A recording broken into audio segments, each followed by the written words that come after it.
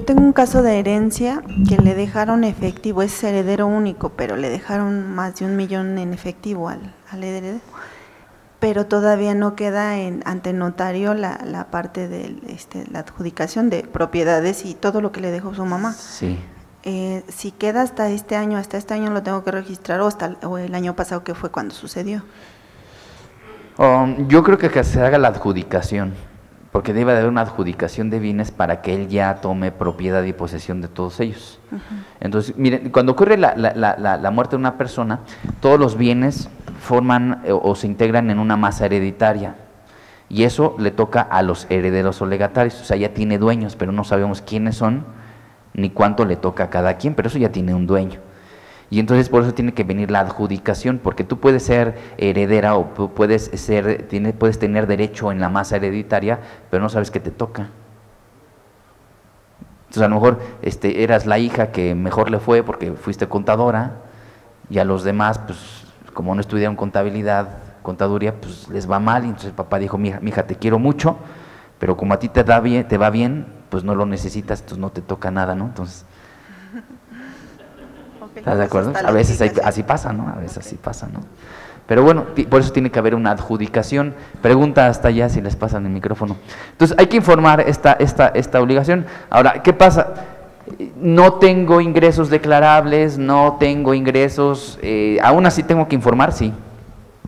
Y entonces esta regla, que está vigente este año y que también estuvo vigente el año pasado, nos obliga a que, uno, si tú ya estás inscrito en el RFC, no necesitas hacer una modificación para informar estos conceptos.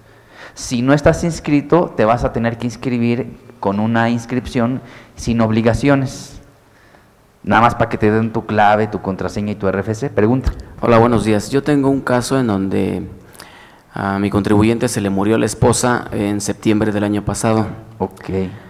Cobró un seguro de vida ahorita en febrero. Sí. La pregunta es, ¿tengo que declararlo sí o no? Sí, porque es una exención.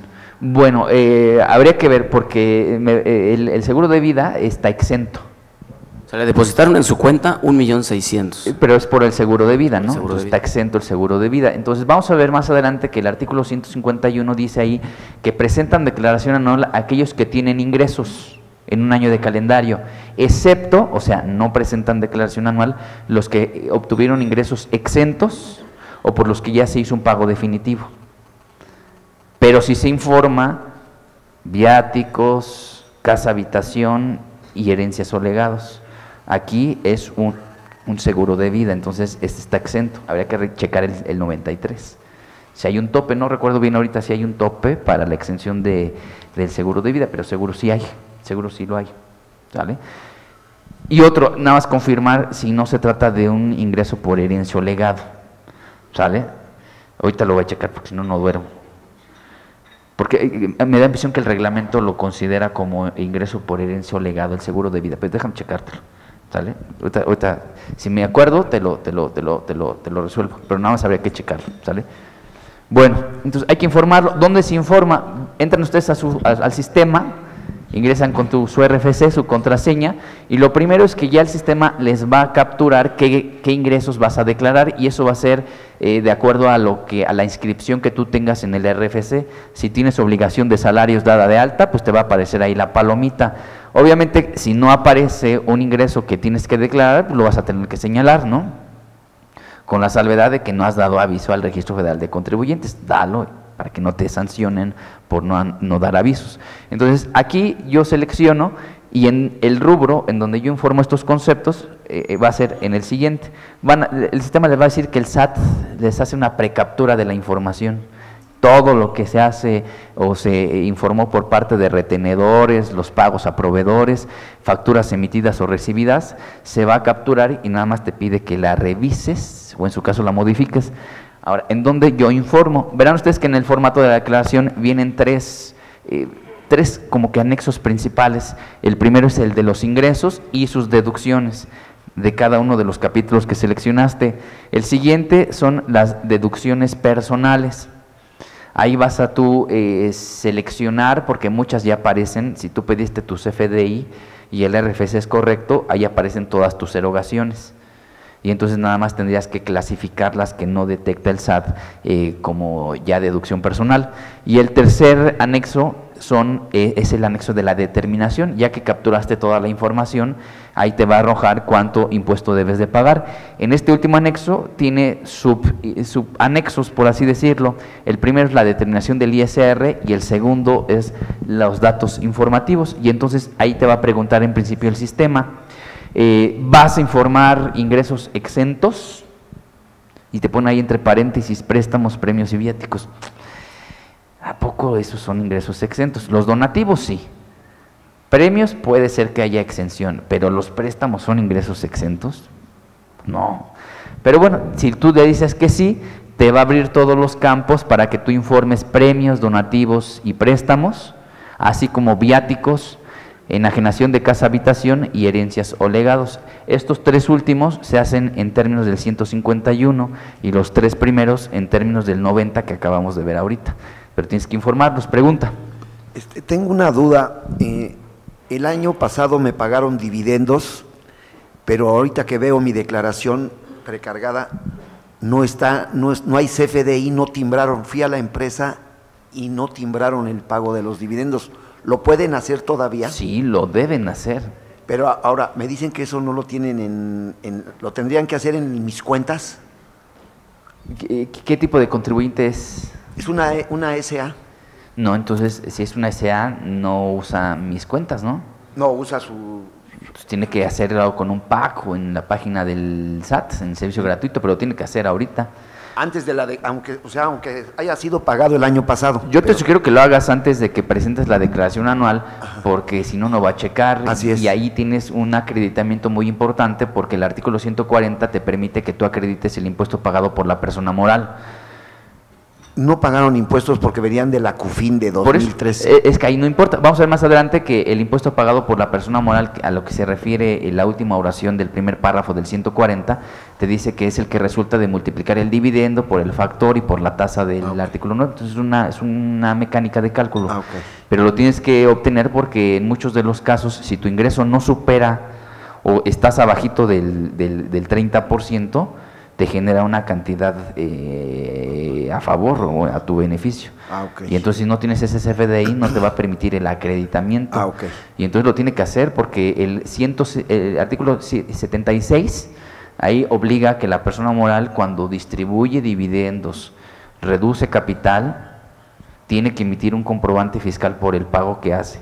Y el pago lo debe haber hecho con cheque nominativo, transferencia electrónica, tarjeta de débito, tarjeta de crédito. Tiene que hacerlo. Okay. Obviamente tienes que tener cuidado para que le digas, porque ese CFDI va a tener fecha de pago y tiene que ponerle la fecha en la que se pagó. Es como ahorita, si ahorita hago un recibo de nómina, es muy importante, del año pasado, es muy importante que en el pago le ponga la fecha en el que se hizo el pago, porque el SAT va a detectar el CFDI que va a tener una fecha de expedición, pero para saber en qué momento se debe de acumular es en el momento de pago. Por eso ese CFDI de nómina tiene ese rubro que es muy importante. Muchos le ponen fecha de pago cuando hace el CFDI. Lo mismo ocurre con el complemento de recepción de pago. Tiene ahí el momento de pago, ¿sale? Bueno, muchas gracias. Pregunta. Sí, es la misma casi pregunta. ¿Tendría que ser un CFDI de egreso? Sí. Sí, porque para la moral no es de ingreso. Ajá. Es un CFDI de egreso. Había que hacerlo en la página porque... Pues no, como constancia de retención no existe, ¿o sí? Sí, porque acuérdate que también el segundo párrafo del 140, a partir de 2014, obliga a que se pague un 10% adicional sobre los dividendos distribuidos. Sí, en el caso del 2014 adelante, Exacto. pero de hacia atrás... No hay obligación de retener. No hay constancia, o sea... Tenemos que hacer la constancia con un CFDI de egreso. Mira, es que el CFDI por dividendos lo haces por dos razones. Uno, por la retención, que está en el 140 segundo párrafo y el 29 del código. Si tú retienes, emites comprobante. Tú dices, no retuve porque es un dividendo antes de 2014. Entonces no hay retención del 10%, pero entonces sí lo emites porque también el 76, fracción sexta, si mal recuerdo, te obliga a que emitas el comprobante por el pago que haces del dividendo. Entonces hay dos razones por las que tienes que emitir ese comprobante y lo tienes que hacer. ¿sale? Venga o no de CUFIN, incluso allí tú manifiestas si viene o no de CUFIN, ¿sale? ¿Sí? Gracias. Pregunta por ahí atrás. Bueno, ingresos en copropiedad, si tú obtuviste ingresos en copropiedad, también aquí lo vas a seleccionar. Vamos a ver ahorita que si tú ahí seleccionas el ingreso en copropiedad, vamos a tener que informar quién es el representante, quiénes son los copropietarios y qué participación tienen cada uno de ellos en la copropiedad. ¿Por qué? Porque el representante es el que emite la factura de todos a su nombre. Y entonces con esta información el SAT ya sabe cuánto le toca a cada uno. Pregunta. De esto que se está tocando el tema de los dividendos, a tu criterio, una persona física obtiene dividendos, ya obviamente la empresa después de la CUFIN le quitan su 30%, le retienen el 10% de acuerdo al artículo 140, Ajá.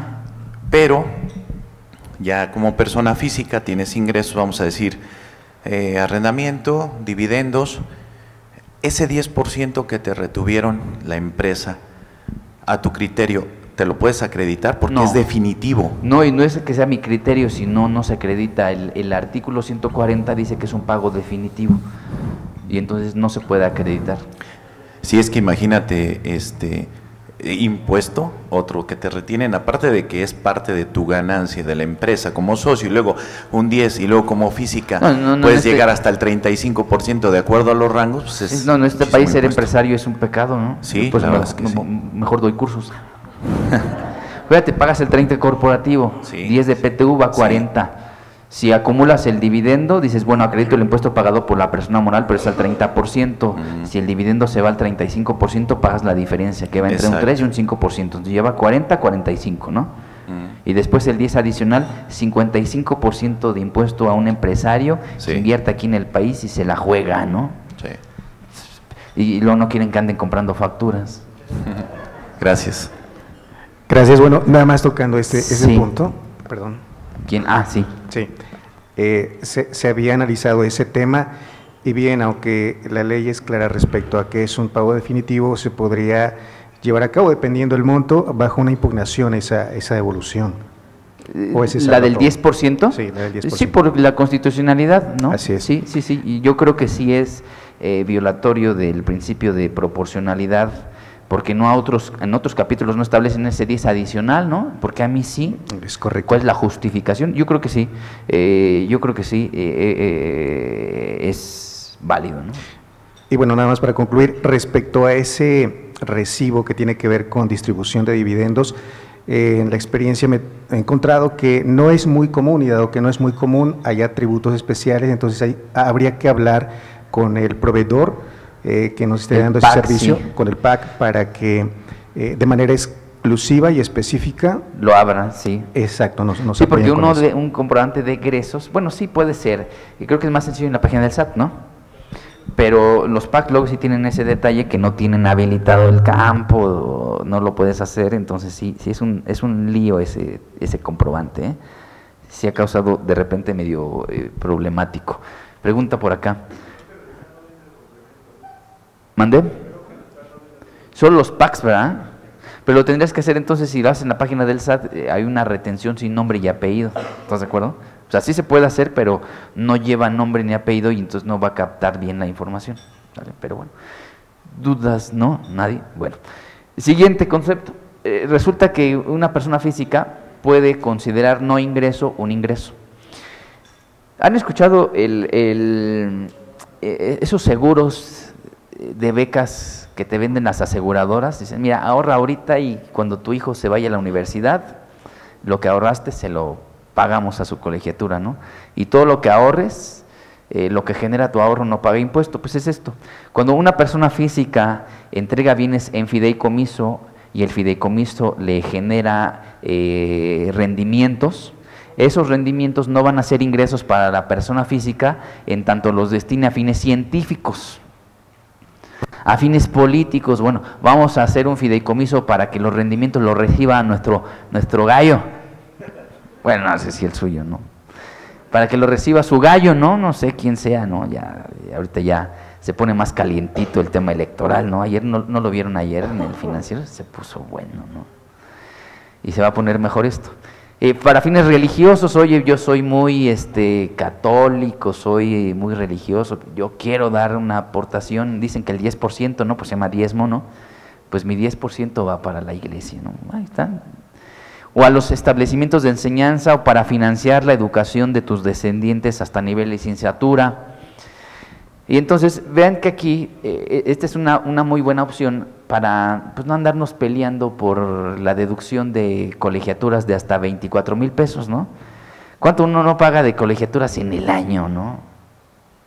24,000 pesos nada más es ni medio semestre, la verdad, en muchos de los casos. Y entonces resulta que esta opción pues aplica para muchas cosas. Por ejemplo, puedes entregar un inmueble que rentas a un fideicomiso y en vez de rentarlo tú, que lo rente la fiduciaria y le das una indicación que la renta que cobre no te la deposita así a ti, sino que la destine para el pago de colegiatura, ¿no? Aquí dice que para financiar educación hasta nivel licenciatura. ¿Desde qué momento puedo yo financiar la educación de mis descendientes? Pues desde el preescolar, ¿no? ¿Y qué incluye el financiamiento de la educación hasta nivel licenciatura? No dice aquí colegiatura, ¿eh? ¿Qué implicaría el financiamiento de la educación hasta nivel licenciatura? Pues los útiles, ¿no? Para empezar, ¿no? Las inscripciones. La deducción del decreto del 26 de diciembre no te permite la deducción de inscripciones, nada más colegiatura. Por eso la escuela te tiene que separar cuánto es colegiatura y cuánto es inscripción.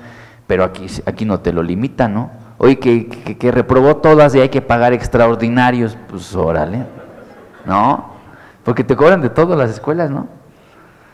Extraordinarios. Oye, que se tiene que ir el muchacho a una práctica de campo a Nueva York. Pues ahí está, ¿no? ¿Qué necesita el niño para ir a la escuela?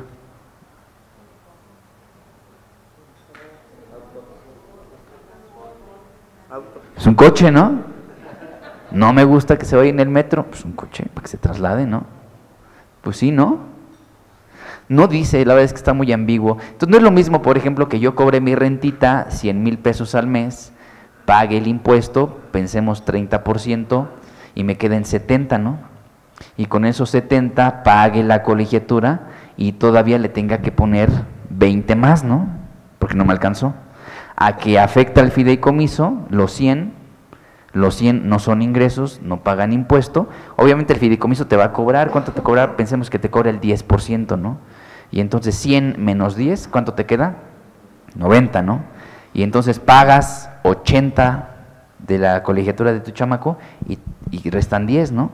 Pues para sus útiles, para pagar su coche. Pero bueno, es una opción que la verdad muchos no aplican, pero ahí está en ley. ¿Sale? Siguiente, gastos a través de terceros, hay que declararlos cuando no obtenemos comprobante por ellos. Mandas a tu hijo a las tortillas y no pide comprobante fiscal digital, tiene que presentar declaración anual, ¿no? ¿Cuántos de ustedes no? A mí me encantaba ir por las tortillas o por los refrescos, porque me quedaba con los cambios. Y me tardaba horas por las tortillas. Llegaba y ya estaban hasta frías las tortillas, ¿no? Me pasaba las maquinitas. Y nunca declaré, la verdad, pero ahorita, si ustedes mandan a sus hijos, mándenlos con su cédula fiscal para que pidan su comprobante fiscal digital en versión 3.3. Para que no se ingresen. Esto aplica para muchos casos, ¿no? Agentes aduanales, notarios, a veces el mismo contador le depositan dinero para que haga gastos por cuenta de la compañía. Hay quienes, por ejemplo, les depositan para distribuir los viáticos, la nómina. En construcción, por ejemplo, es muy frecuente que a una persona, al contador, le depositan los 400,000 pesos, los saca de su cuenta y con eso hace sobrecitos y los paga, los lleva el sábado para pagar la lista de raya, ¿no? La raya de la semana. Y entonces es un problema, porque si no tienes copia, si no te quedas con copia de esos comprobantes para efectos de tu declaración anual, debiste haber acumulado ese concepto, pero bueno, ahí está. Pregunta. Una duda, aunque tuvieras un contrato de mandato, Sí, aún así. Aún así. Aún así, esto es un mandato al final del día. Claro. El gasto por cuenta de un tercero es un mandato. El hacer el mandato, pues es nada más integrar adecuadamente la información legal a lo que es. Y para que sea deducible para la persona para la persona moral. Pues no en este necesario, caso, porque la ley, si tú te refieres al artículo 42 del reglamento, que te dice que puedes deducir gastos a través o por cuenta de terceros, siempre y cuando le pagues con cheque o transferencia al tercero, no te dice que tengas un mandato. O sea, el único requisito que te pones a disposición es que tú obtengas el comprobante del tercero a nombre de a nombre de quien le dio esa cantidad, y el mandato lo único que hace es, con lo que haces con el mandato, pues es darle la forma jurídica a la operación y sin ningún problema. Entonces, tú me dices, ¿lo debo de hacer? Yo digo que sí, y con eso soportas todo, pero el mandato ni te da la deducción ni te la quita, simplemente lo haces más bonito, ¿no? Ok. Lo haces más bonito. Pero bueno, Gracias. ingresos que obtengas del extranjero no se declaran sino hasta que, en pagos provisionales, perdón, sino hasta la declaración anual. Es una regla que está ahí dentro de este artículo 90. Otro punto. Cuando una persona física cambia de residencia en un año de calendario, ya no puede presentar declaración anual, se le prohíbe presentar declaración anual. Todo lo que pagó de forma provisional o lo que se le retuvo en el año se convierte en definitivo y no tiene derecho a presentar declaración anual. Hay quienes nada más llegan en abril, nada más para presentar su declaración anual, ya no pueden. Cambias de residencia, no puedes presentar ya declaración anual. Recuerden que el cambio de residencia se tiene que dar el aviso, porque mientras tanto eres residente aquí en el país, estás obligado a declarar, a pagar el impuesto. Y entonces tú tienes que dar un aviso de cambio de domicilio por residencia, y para que tú acredites el cambio de residencia, pues tienes que obtener el documento del país en el que te vas o la última declaración del ejercicio. Pregunta. Gracias, buenos días. Oye, volviendo a la lámina anterior. ¿Esta? Sí, los gastos por cuenta de terceros. ¿Cuál sería tu opinión si la autoridad pudiera, no sé si llamarlo correctamente, registrarnos o nos pudiera tipificar estos gastos como una administración de activos? Como una administración, Sí. para efectos de la ley antilavado. La ley antilavado. Híjole, Lo que sucede es que comúnmente… puede ser, porque, bueno, tienes que ver ahí, porque el 17, a la fracción que te refieres, habla de que tú realices por cuenta de tu cliente Así es. servicios profesionales en donde involucres y realices por cuenta de él operaciones financieras.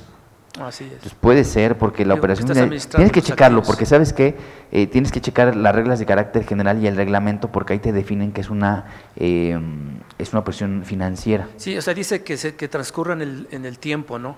La situación es que, por ejemplo, haces un contrato y dices, te voy a administrar o voy a hacer pago por cuenta de terceros, pero finalmente estoy administrando tu activo, ¿no? Sí. Puede Entonces, ser, puede ser. Puede ser que sea actividad vulnerable. Ahora, hay que checar también, porque muchas de las actividades, digo, no lo tengo muy presente ahorita, pero muchas de ellas te dice que es una actividad profesional o habitual. Así es. Y entonces, para que sea una operación profesional, tienes que ser especialista en eso. Entonces, yo ahorita te doy dinero para que vayas por los refrescos para todos nosotros. Imagínate cuántos refrescos no van a hacer, van a ser unos 30,000 pesos, imagínate. ¿Vas a hacer una operación financiera por cuenta mía? Sí. Esa actividad vulnerable, habría que ver primero si es profesional, si es habitual, y dos, si supera el monto del umbral que establece la ley. Y entonces sí puede ser, o sea, no te digo que no, pero nada más hay que checar bien el caso en específico y la ley en la fracción que regula eso. Ok, gracias. ¿Sale? Bueno, obligación de las personas también de llevar a cabo estudios de precios de transferencia, es obligación celebrar sus estudios. También hay partes relacionadas con personas físicas. Bueno, ya vimos el cambio de residencia, partes relacionadas. Y en el caso de copropiedades es importante que se manifieste correctamente en la declaración, que de hecho ya lo veíamos. Si tú obtienes ingresos en copropiedad, tienes que seleccionar en tu declaración aquí en la parte de abajito, pregunta, ¿obtuviste ingresos en copropiedad? Sí, y entonces tú vas a hacer el desglose de quién es el representante, cuáles fueron los ingresos y qué participación le toca a cada copropietario en la repartición de los ingresos, para que no haya un problema de una acumulación indebida por parte del representante. Entonces, ¿qué obligaciones tienen los representantes de una copropiedad? Para empezar, hay que designar un representante. Lo mismo aplica para sociedad conyugal, ¿sale? Resulta que el representante de una copropiedad lleva libros, por ejemplo, los libros contables, expide comprobantes, los expide a su nombre, que ese es un primer punto que hay que resolver, porque el CFDI que emite el representante de la copropiedad no es por un ingreso que él obtiene, sino por el ingreso que obtienen todos los integrantes de la copropiedad, pero solamente se emite un comprobante, porque es inoperante que cada uno entregue su CFDI, entonces no, lo emite el representante. El representante recaba documentación y también cumple con las obligaciones en materia de de retención y entero de impuestos. Esas son las obligaciones que tiene cualquier representante de copropiedad. Ahora es importante que distingamos entre una copropiedad empresarial y una copropiedad de cualquier otra. Por ejemplo, en arrendamiento y en actividad empresarial, el representante hace todo esto. Pero en la actividad empresarial, además, el representante presenta pagos provisionales por cuenta de los copropietarios. En arrendamiento, cada quien hace sus pagos provisionales. Para la declaración anual, en actividad empresarial, cada quien presenta su declaración anual. En arrendamiento, cada quien presenta su declaración anual. Entonces, si la distinguimos entre una copropiedad empresarial y cualquier otra copropiedad, en la empresarial, el representante hace todo excepto la declaración anual. Y en las copropiedades de arrendamiento, de enajenación de bienes, de adquisición de bienes, el representante hace esto, lleva libros, expide comprobantes, retiene enteras retenciones, recaba documentación y se acabó. Cada uno presenta pago provisional y su declaración anual. Entonces es importante distinguirlo. Bueno, nos comentan que se están conectando algunas personas a través de Facebook. Ya saben que siempre hacemos aquí una pequeña transmisión. Me voy a conectar rapidísimo para que los que nos están viendo, para empezar, no sean envidiosos y compartan la transmisión. Y dos, pues que hagan preguntas. Aquí las voy a ver. Si me dejan, yo las contesto. Sí, ¿verdad? ¿Me dejan contestar? Sí, ya me dijeron que sí, ¿eh?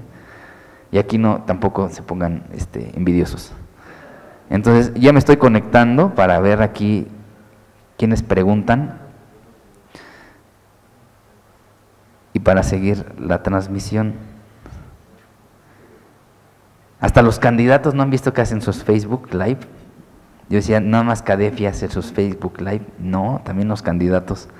Bueno, ahorita me aparece, todavía no lo veo.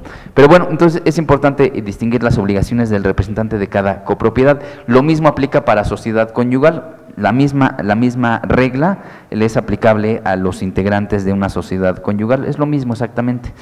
En el caso de sucesión también es importante porque el representante de la sucesión hace por nombre a nombre y por cuenta de los herederos o legatarios prácticamente todas las obligaciones. Ahí se hace todo. Ahora, hay una opción en donde cuando se liquida la sucesión, cuando ya hay una adjudicación de bienes y una liquidación, entonces cada integrante de la sucesión o cada heredero o legatario tiene la opción de presentar una declaración anual de los años en donde estuvo declarando el albacea. ¿Por qué? Porque resulta que el albacea hace un pago provisional y una declaración anual en conjunto. Y entonces no es lo mismo que se haga en conjunto a que se haga dividida entre todos los herederos o legatarios. Y entonces cuando ejercemos esta opción, en muchos de los casos nos genera un saldo a favor, porque el impuesto que pagó el albacea, como fue en un solo paquete, pues se fue a la tasa del 35%, y si lo dividimos entre todos los herederos o legatarios, a lo mejor a cada uno le corresponde la tasa del 20, del 25, y entonces tú determinas un impuesto a la tasa del 25 y acreditas el 30 que pagó el albacea, y entonces pues conviene ejercer la opción, y entonces nada más habría que optarlo. Bueno, eso es en disposiciones generales. Vamos a pasar ahorita al capítulo de salarios, que les comento, creo yo, me da la impresión que es de los capítulos que el día de hoy tienen pues algunos detalles En cuanto a la información, al timbrado de nómina,